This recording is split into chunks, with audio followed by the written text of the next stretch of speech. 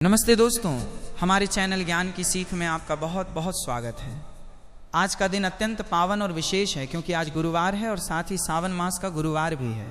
आज हम भगवान श्री हरि विष्णु जी की एक ऐसी पावन, दिव्य और प्रेरणादायक कथा सुनने जा रहे हैं जिसे श्रद्धा और विश्वास के साथ सुनना भक्तों के लिए विशेष माना जाता है। धार्मिक मान्यताओं के अनुसार गुरुवार का दिन भगवान श्री हरि विष्णु जी की पूजा और आराधना के लिए विशेष माना जाता है। सावन मास का ये गुरुवार भी भक्ति और श्रद्धा के लिए एक सुंदर अवसर है।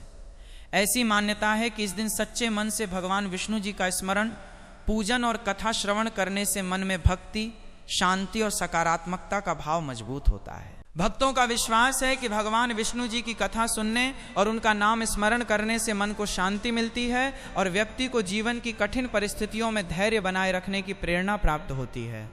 भक्तों, यदि आपने इस पावन कथा को सुनना प्रारंभ कर ही दिया है तो इसे अंत तक अवश्य सुनिए। क्या पता इस कथा का कौन सा प्रसंग आपके जीवन में कोई शुभ संदेश लेकर आए और आपके लिए अत्यंत फलदायी एवं उपयोगी सिद्ध हो जाए। ये कथा केवल एक धार्मिक प्रसंग नहीं बल्कि श्रद्धा, विश्वास, सत्य, सेवा और अच्छे कर्मों का संदेश है। जो भी भक्त इस कथा को पूरे मन और श्रद्धा के साथ सुनता है उसके भीतर भगवान श्री हरि के प्रति आस्था और भी गहरी होती है। सावन का गुरुवार हमें यह संदेश देता है कि जीवन में चाहे कितनी भी कठिन परिस्थितियां क्यों ना आएं, हमें धैर्य, विश्वास और अच्छे कर्मों का मार्ग नहीं छोड़ना चाहिए। भगवान श्री हरि विष्णु को जगत का पालनहार माना जाता है और उनका स्मरण हमें धर्म तथा सदाचार के मार्ग पर चलने की प्रेरणा देता है। इसलिए आज के इस पावन अवसर पर उनका नाम लेकर अपने जीवन में सत्य, सेवा और सद्भाव को अपनाने का संकल्प लें। आप सभी सौभाग्यशाली हैं कि आज सावन के गुरुवार के इस पावन अवसर पर आपको भगवान श्री हरि विष्णु जी की ये पवित्र कथा सुनने का अवसर मिला है। इसलिए मन को शांत करके इस कथा को अंत तक अवश्य सुने और अपना ध्यान भगवान विष्णु जी के श्री चरणों में लगाएं। यदि आप भी भगवान श्री हरि विष्णु जी में अटूट श्रद्धा रखते हैं तो पूरी भक्ति के साथ इस कथा को अंत तक अवश्य सुने और सच्चे मन से ओम नमो नारायणाय का स्मरण करें। भगवान श्री हरि की कृपा से आपके जीवन में सुख, शांति, सकारात्मकता और भक्ति बनी रहे। अब बिना किसी देर के आइए श्रद्धा और भक्ति के साथ सावन के दूसरे गुरुवार की इस पावन कथा का शुभारंभ करते हैं। कहानी शुरू होती है। एक समय की बात है जब विशाल और घने जंगलों के बीच बसी सुरम्य नगर नामक एक छोटी सी बस्ती में भोर की पहली किरण उतर रही थी। पेड़ों की घनी पत्तियों से छनकर आती हुई सुनहरी धूप धरती पर बिछे ओस के कणों पर पड़ती तो ऐसा लगता मानो प्रकृति ने स्वयं हरि की पूजा के लिए चारों ओर अनगिनत मोती न्यौछावर कर दिए हो। वायु में एक असीम शांति थी जिसमें दूर किसी प्राचीन वृक्ष पर बैठे पक्षियों की मधुर चहचहाट और कलकल बहती पहाड़ी नदी की कलकल ध्वनि घुल मिल रही थी। ये वातावरण इतना पावन था कि यहाँ आने वाले किसी भी पथिक का मन स्वतः ही शांत और आनंदित हो उठता। इसी सुंदर और एकांत वन प्रदेश में आर्यमित्र नाम का एक नवयुवक रहता था। आर्यमित्र देखने में बहुत ही तेजस्वी, चंचल और दृढ़ संकल्प वाला युवक था। उसकी आंखें सदैव किसी नई खोज की उत्सुकता से चमकती रहती थी। बचपन से ही वो जंगलों में घूम घूम कर दुर्लभ वनस्पतियों, जड़ी बूटियों और पेड़ पौधों के रहस्यों को समझने में लगा रहता था। कौन सा पौधा किस बीमारी को ठीक कर सकता है, किस जड़ का रस घाव को तुरंत भर सकता है और किस पत्ती के अर्क से विष का प्रभाव समाप्त किया जा सकता है। इन सब बातों का उसे गहन व्यावहारिक ज्ञान था। आसपास के गांवों के लोग जब भी किसी कठिन बीमारी या शारीरिक कष्ट से जूझते तो वे आर्यमित्र के पास ही दौड़ कर आते। आर्यमित्र भी बिना किसी स्वार्थ के दिन रात मेहनत करके हर दुखी और बीमार व्यक्ति का उपचार करता था। उसके हाथ की छुवन में जैसे एक अद्भुत प्रभाव था जिससे लोग बहुत जल्दी स्वस्थ हो जाते थे। आनंदपुर के लोग उसकी बुद्धिमत्ता और सेवा भावना की प्रशंसा करते नहीं थकते थे। हर कोई उसकी पीठ थपथपाता और उसके ज्ञान की सराहना करता। लेकिन जैसे जैसे समय बीतता गया और आर्यमित्र की प्रसिद्धि बढ़ती गई, उसके भीतर एक अनजाना परिवर्तन आने लगा। धीरे धीरे लोगों की प्रशंसा ने उसके मन में एक सूक्ष्म अहंकार का रूप ले लिया। उसे यह विश्वास होने लगा कि औषधियों और वनस्पति विद्या के मामले में उससे अधिक जानकार संपूर्ण क्षेत्र में कोई दूसरा नहीं है। वह सोचने लगा कि उसका ज्ञान पूर्ण है और अब उसे किसी से कुछ सीखने या किसी की सलाह लेने की कोई आवश्यकता नहीं है। यदि आनंदपुर का कोई अनुभवी या वृद्ध व्यक्ति उसे किसी पौधे के उपयोग के बारे में अपनी पुरानी परंपरा या अनुभव से कुछ बताने का प्रयास भी करता तो आर्यमित्र मुस्कुराकर उनकी बात को अनसुना कर देता या तर्कों से उन्हें चुप करा देता। उसका मानना था कि केवल प्रत्यक्ष ज्ञान और उसकी अपनी बुद्धि श्रेष्ठ है, बाकी बातें केवल पुरानी धारणाएं हैं। एक दिन की बात है जब सूर्यदेव गगन के मध्य में चमक रहे थे। आर्यमित्र घने जंगल के एक ऐसे हिस्से में औषधियां खोज रहा था जहां आमतौर पर लोग जाने से डरते थे। वह ऊंचे ऊंचे वृक्षों और उलझी हुई लताओं के बीच रास्ता बनाते हुए आगे बढ़ रहा था। तभी उसे राह में एक माधव काका नामक वृद्ध लकड़हारा मिला, जो भारी लकड़ी का गट्ठर सिर पर उठाए विश्राम करने के लिए एक बरगद के वृक्ष की छाया में बैठा था। वृद्ध थका हुआ था और उसके चेहरे पर झुर्रियां उसके लंबे जीवन के अनुभवों की कहानी कह रही थी। आर्यमित्र को देखकर माधव काका ने स्नेहपूर्वक मुस्कुराते हुए कहा, बेटा आर्यमित्र, तुम इस दिशा में अकेले जा रहे हो। आज गुरुवार का पावन दिन है। थोड़ी दूर आगे उत्तर दिशा में जो नीलगिरी पहाड़ी है, वहां एक प्राचीन तपोवन आश्रम है। वहां एक शांत स्वभाव के साधु महात्मा रहते हैं। वे बहुत कम बोलते हैं, लेकिन उनके सानिध्य में जो भी जाता है उसके मन को एक अद्भुत शांति मिलती है। तुम इतने विद्वान और सेवाभावी युवक हो, तुम्हें एक बार जाकर उन ऋषि वेदानंद के दर्शन अवश्य करने चाहिए। आर्यमित्र ने माधव काका की बात सुनी। उसके चेहरे पर एक हल्की सी उपेक्षा भरी मुस्कान उभरी। उसने अपनी पीठ पर टंगे जड़ी बूटियों के थैले को थोड़ा ऊपर संभाला और अभिमान भरे स्वर में कहा, बाबा, मैं तो यहाँ केवल काम की वनस्पतियाँ खोजने आया हूँ। मुझे किसी साधु महात्मा से मिलकर क्या मिलेगा? मेरे पास जो ज्ञान है वो लोगों के शारीरिक दुखों को दूर करने के लिए पर्याप्त है। जो बातें शास्त्रों या पुरानी कथाओं में कही जाती है, उनसे किसी का रोग ठीक नहीं होता।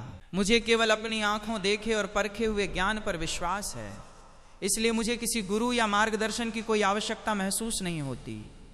माधव काका ने आर्यमित्र की बात पर कोई बुरा नहीं माना। उसने केवल अपनी आंखें मूंद लीं और शांत स्वर में कहा, बेटा, औषधि केवल शरीर का रोग दूर कर सकती है, लेकिन जब मन भ्रमित होता है या जीवन में अचानक कोई विपत्ति आती है, तब केवल बुद्धि काम नहीं आती। तब मनुष्य को अनुभव, धैर्य और एक सच्चे मार्गदर्शक की आवश्यकता होती है। ज्ञान यदि झुकना ना सिखाए तो वह भारी बोझ बन जाता है। खैर, तुम्हारी अपनी यात्रा है, पर याद रखना, उस नीलगिरी पहाड़ी के पास ही एक बहुत ही श्रीहरि धाम, विष्णु श्रीहरि धाम भी हैं, जिसके बारे में कहा जाता है कि वहां का वातावरण हर भटके हुए मन को सही राह दिखाता है। आर्यमित्र ने माधव काका की बातों पर अधिक ध्यान नहीं दिया और अपनी धुन में आगे बढ़ गया। लेकिन चलते चलते उसके मन के किसी कोने में उस माधव काका की बातें गूंजने लगीं। विशेष रूप से उस प्राचीन श्रीहरि धिधाधाम और नीलगिरी पहाड़ी पर बने तपोवन आश्रम की बात उसके मस्तिष्क में कौतूहल पैदा करने लगी। उसने सोचा कि आखिर उस तपोवन आश्रम में ऐसा क्या है जो वृद्ध उसकी इतनी प्रशंसा कर रहा था। क्या वास्तव में कोई ऐसा व्यक्ति हो सकता है जिसके पास मुझसे भी अधिक जीवन का ज्ञान हो? इसी उत्सुकता और थोड़ी सी अपने ज्ञान की परीक्षा लेने की भावना से प्रेरित होकर आर्यमित्र ने अपने कदम उत्तर दिशा की उस अनजान नीलगिरी पहाड़ी की ओर मोड़ दिए। जैसे जैसे आर्यमित्र नीलगिरी पहाड़ी की चढ़ाई चढ़ने लगा, आसपास का वातावरण बदलने लगा। वहां के वृक्ष बहुत ही विशाल और प्राचीन प्रतीत हो रहे थे।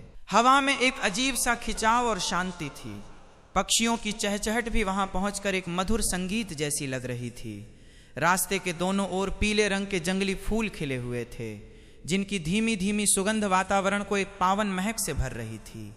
थोड़ी देर चढ़ाई चढ़ने के बाद घने वृक्षों के पीछे से उसे एक मिट्टी की बनी पुरानी कुटिया और उसका प्रांगण दिखाई दिया। यही वो तपोवन आश्रम था जिसके बारे में माधव काका ने बताया था। तपोवन आश्रम अत्यंत सरल और सादा था। प्रांगण में एक सुंदर तुलसी का पौधा लगा हुआ था, जिसके चारों ओर बहुत ही सफाई से लिपा गया था। तपोवन आश्रम के कोने में एक वयोवृद्ध साधु शांत भाव से काष्ठ के आसन पर बैठे हुए थे।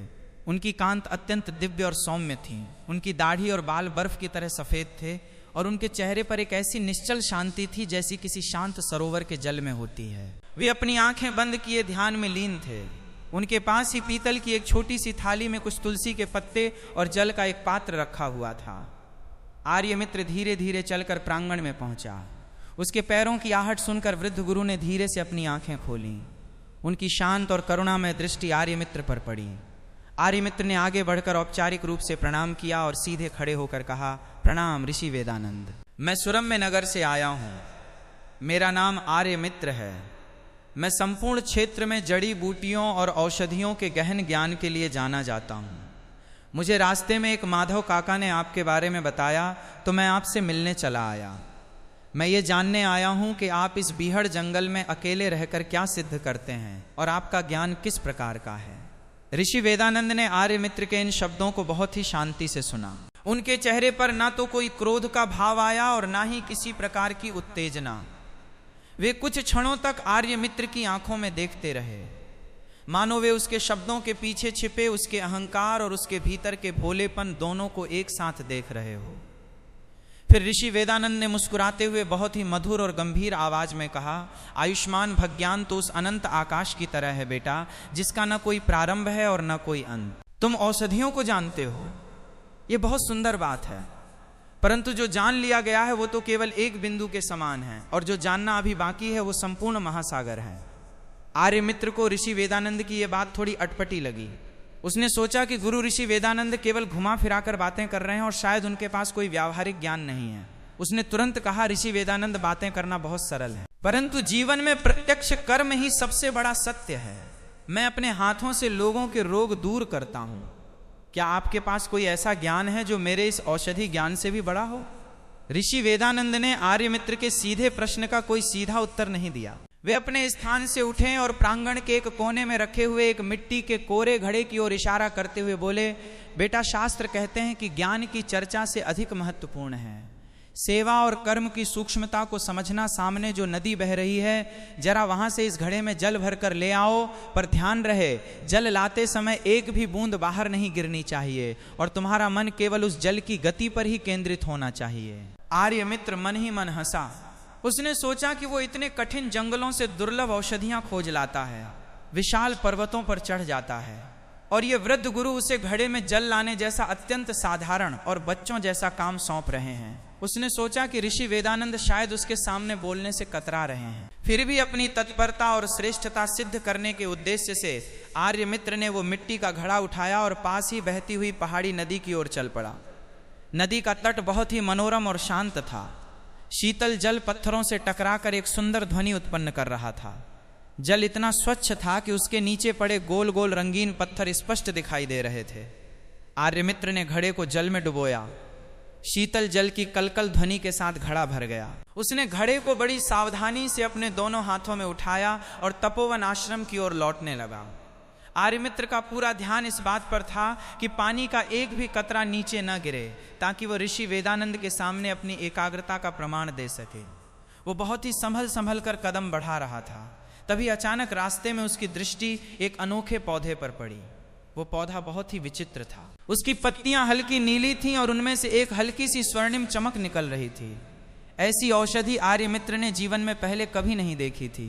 पौधे को देखते ही आर्यमित्र का मन अपनी पुरानी आदत के अनुसार उद्वेलित हो उठा। उसके भीतर का वैद्य जाग उठा।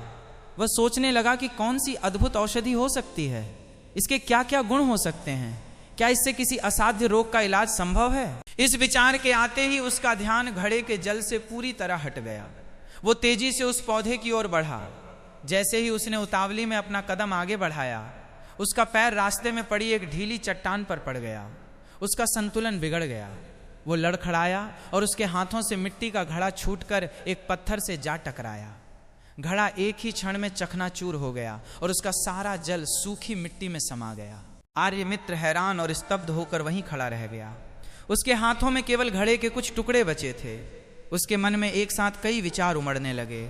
एक और उस अनमोल और अनोखी वनस्पति को खोने की व्याकुलता थी, और दूसरी ओर ऋषि वेदानंद द्वारा दिए गए एक छोटे से कार्य को भी पूरा न कर पाने की ग्लानि।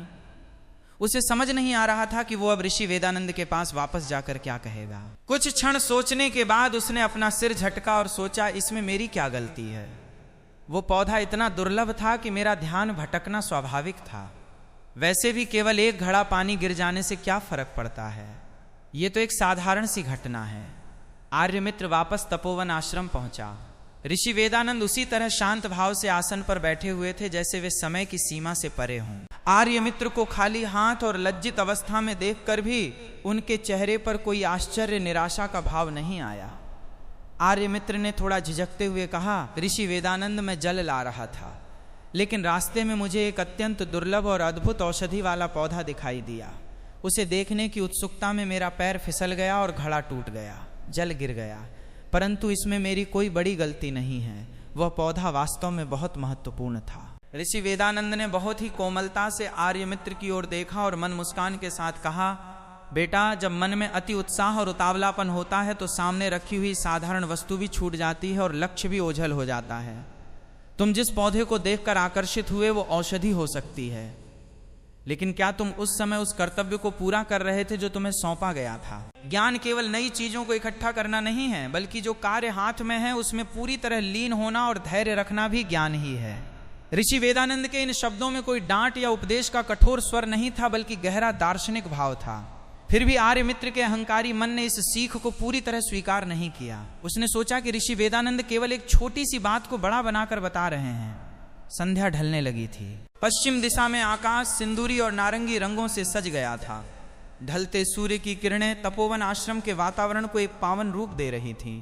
ऋषि वेदानंद ने आर्यमित्र से कहा, आर्यमित्र, आज रात यही विश्राम करो, कल गुरुवार का पावन दिन है। सुबह जब सूर्य की पहली किरण निकलेगी तब हम आगे की बात करेंगे। रात के समय जंगल में अद्भुत शांति छा गई। झींगरों की आवाज और दूर बहती नदी की सरसराहट के बीच आर्यमित्र तपोवन आश्रम के कुटीर के बाहर बिछी चटाई पर लेटा हुआ था। उसका मन शांत नहीं था। बार बार उसके मस्तिष्क में उस अनूठी औषधि का दृश्य और ऋषि वेदानंद की शांत आंखें आ रही थीं। उसे लग रहा था कि यह तपोवन आश्रम और यह वृद्ध गुरु साधारण नहीं है, लेकिन उसका अहंकार उसे यह स्वीकार करने से रोक रहा था कि उसे यहाँ कुछ सीखने की आवश्यकता है। अगली सुबह जब पूर्व दिशा में लाली छाई तो संपूर्ण तपोवन आश्रम में एक अलौकिक सुगंध तैरने लगी। आज गुरुवार का दिन था। ऋषि वेदानंद प्रातःकाल ही स्नान करके तैयार हो चुके थे। उन्होंने पीले वस्त्र धारण किए हुए थे, जो गुरुवार के दिन भगवान श्री हरि विष्णु की पूजा और स्मरण के प्रतीक माने जाते हैं। उन्होंने प्रांगण में बने तुलसी के पौधे के सामने एक तांबे के पात्र में स्वच्छ जल अर्पित किया। कुछ पीले पुष्प चढ़ाए और शांत मन से भगवान विष्णु का स्मरण करने लगे। उनका ध्यान इतना गहरा और निश्चल था कि आर्यमित्र उन्हें देखता ही रह गया। पूजा पूर्ण होने के बाद ऋषि वेदानंद ने आर्यमित्र को अपने पास बुलाया। उन्होंने एक छोटा सा काष्ठ का बक्सा आर्यमित्र के हाथों में थमाया। बक्सा काफी पुराना था और उस पर बहुत ही सुंदर नक्काशी की गई थी। ऋषि वेदानंद ने कहा, आर्यमित्र, आज गुरुवार का पावन दिन है। हमारे जीवन में हर दिन किसी न किसी दिव्य भाव का संदेश ले आता है। आज का दिन गुरु ज्ञान और भक्ति के स्मरण का दिन है। इस नीलगिरी पहाड़ी के दूसरे छोर पर एक बहुत ही पुराना श्रीहरिधाम विष्णु श्रीहरिधाम है। ये बक्सा तुम्हें उस श्रीहरिधाम के मुख्य हरिदास जी तक पहुंचाना है। परंतु एक बात का विशेष ध्यान रखना, इस बक्से को रास्ते में कभी खोलकर मत देखना और ना ही श्री हरिधाम पहुंचने से पहले किसी स्थान पर रुक कर आराम करना। तुम्हें सीधे श्री हरिधाम जाना है और इसे हरिदास जी को सौंप देना है। आर्यमित्र ने उस पुराने बक्से को अपने हाथों में लिया। बक्सा बहुत भारी नहीं था, लेकिन जब उसने उसे थोड़ा हिलाया, उसके भीतर से किसी धातु की हल्की सी झनकार सुनाई दी। आर्यमित्र के भीतर की उत्सुकता फिर से जाग उठी। वो सोचने लगा कि इस पुराने बक्से में ऐसा क्या हो सकता है। क्या इसमें कोई बहुमूल्य रत्न है या कोई प्राचीन जड़ी बूटी या फिर कोई गोपनीय रहस्य। उसने ऋषि वेदानंद से पूछा, ऋषि वेदानंद, इस बक्से में ऐसा क्या है और आप स्वयं इसे देने क्यों नहीं जाते? ऋषि वेदानंद ने शांत भाव से कहा, बेटा, हर प्रश्न का उत्तर समय से पहले पाना आवश्यक नहीं होता। कुछ उत्तर हमें हमारी यात्रा के अंत में ही मिलते हैं। यदि तुम निष्ठापूर्वक इस कार्य को करोगे तो तुम्हें अपने कई प्रश्नों के उत्तर स्वतः ही मिल जाएंगे। जाओ और ध्यान रहे, धैर्य ही तुम्हारी सबसे बड़ी परीक्षा है। आर्यमित्र ने बक्से को अपने वस्त्र में लपेटा और तपोवन आश्रम से बाहर निकल आया। प्रातःकाल की ठंडी हवा उसके चेहरे से टकरा रही थी। सूर्य की सुनहरी किरणें घने जंगलों के बीच से छानकर जमीन पर सुनहरी रेखाएं खींच रही थीं।